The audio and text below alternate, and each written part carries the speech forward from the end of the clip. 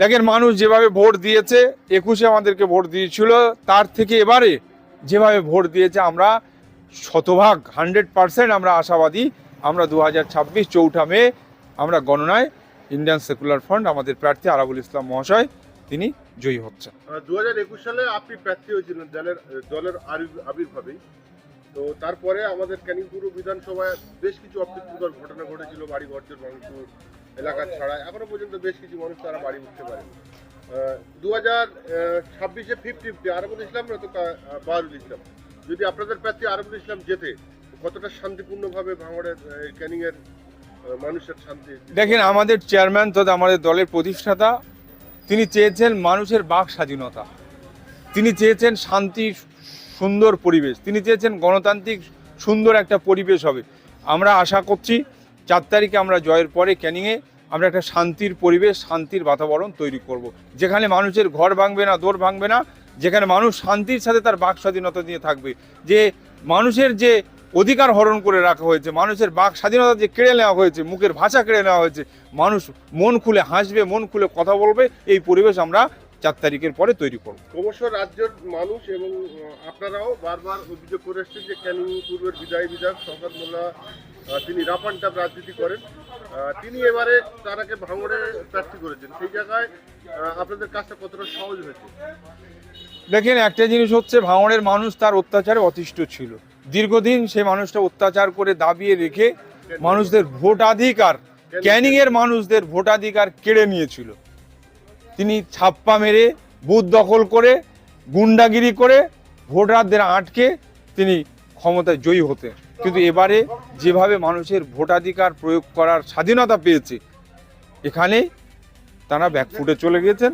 ISF তথা আরাবুল ইসলাম সাহেব জয়ের জন্য পুরো তৈরি হয়ে।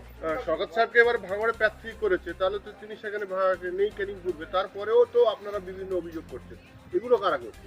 দেখেন, তার ইন্ধনে একটা জিনিস দেখেন, তিনি যে এরিয়া তিনি করতেন, কারণ পূর্ব চেনা জায়গা তারই নির্দেশে, তারই ইন্ধনে বিভিন্ন ঘটনা ঘটেছে। আপনারা জানেন, বেশ কিছুদিন আগে আইএসএফ করার কারণে তাদের ঘর আটকে দিয়েছে কে?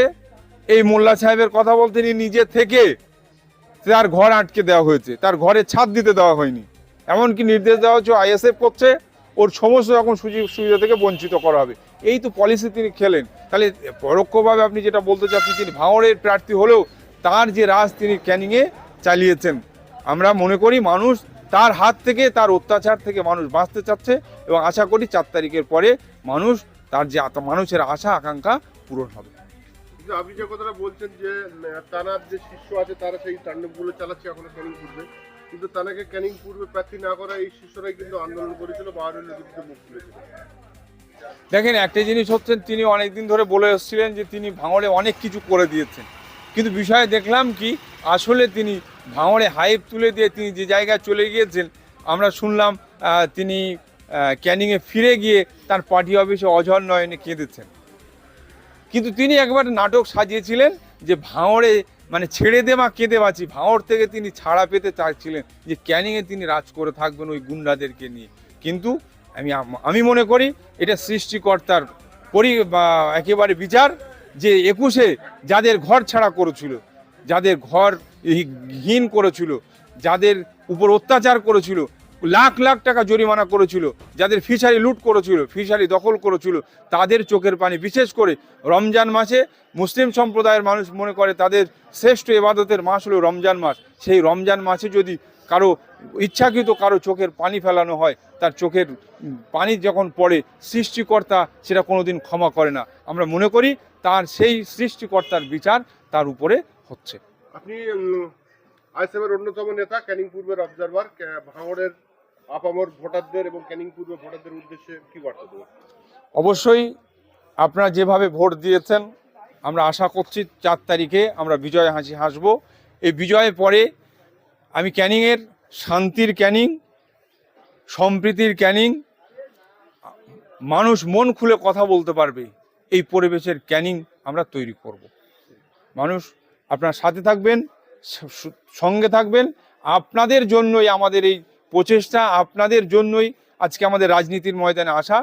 আশা করছি আপনাদের গণতন্ত্র, আপনাদের অধিকার আপনারা নিয়ে মাথা উঁচু করে আপনারা বাঁচবেন। বরণ করে নেওয়া হবে সাংসদ, রাজ্যসভার প্রাক্তন সাংসদ এবং আপনারা জানেন কলকাতার প্রাক্তন মেয়র বিকেশ রঞ্জন ভট্টাচার্য মহাশয় সুপ্রিম কোর্ট এবং হাইকোর্টের যে সমস্ত আইনজীবীরা সবথেকে বেশি এই মমতা বন্দ্যোপাধ্যায়ের চুরি দুর্নীতিকে সামনে নিয়ে এসেছেন, তার মধ্যে অন্যতম কারিগর যদি একমাত্র বলি তার নাম বিকাশ রঞ্জন ভট্টাচার্য। তাকে আমরা বরণ করে নিচ্ছি, সকলেই করতালি দিয়ে সম্বর্ধনা জানাবেন।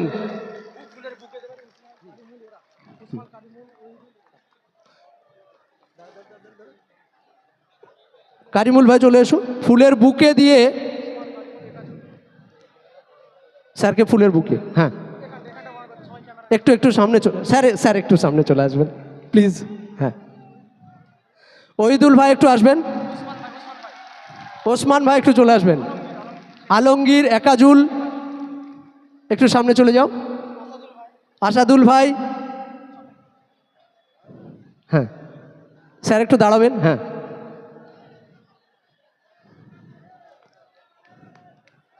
রাহুল চলো। কমরেড বিকাশ স্যার তোমায় জানায় লাল সালাম। কমরেড বিকাশ স্যার তোমায় জানায় লাল সালাম। লাল সালাম, লাল সালাম। কমরেড বিকাশ স্যার তোমায় জানায় লাল সালাম। লাল সালাম, লাল সালাম। এবার বরণ করে নেওয়া হবে আমাদের ক্যানিন পূর্বের প্রার্থী আরাবুল ইসলাম মহাশয়কে। আমাদের যারা অঞ্চল নেতৃত্ব রয়েছেন আপনি একটু সামনে যাবেন, অঞ্চল নেতৃত্ব যারা রয়েছেন একটু সামনে চলে আসেন।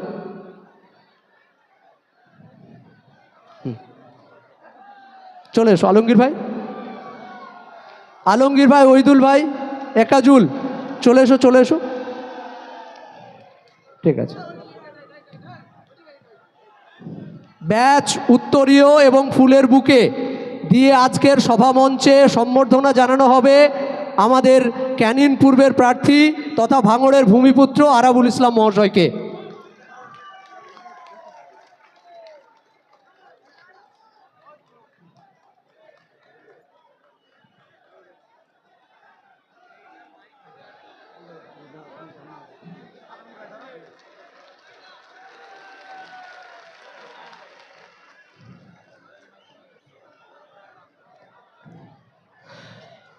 আরও একজন অতিথি আমরা পেয়েছি। একটু আগে যে কথাটা বলছিলাম বিকাশ স্যার সম্বন্ধে আমার খুব প্রিয়, এবং তার সঙ্গে সব সময় যে মানুষটা অক্লান্ত পরিশ্রম করে চলে